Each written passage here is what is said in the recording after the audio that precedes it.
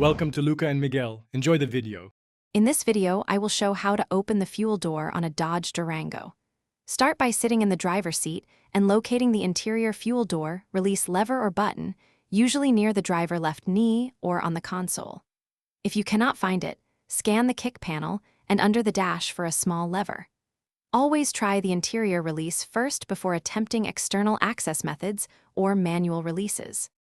Start by ensuring the Durango is unlocked and the ignition is off for safety.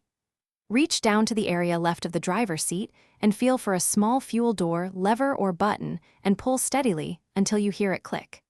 If nothing happens, unlock the doors with the key fob and try again, letting electronic actuators reset for a few seconds between attempts.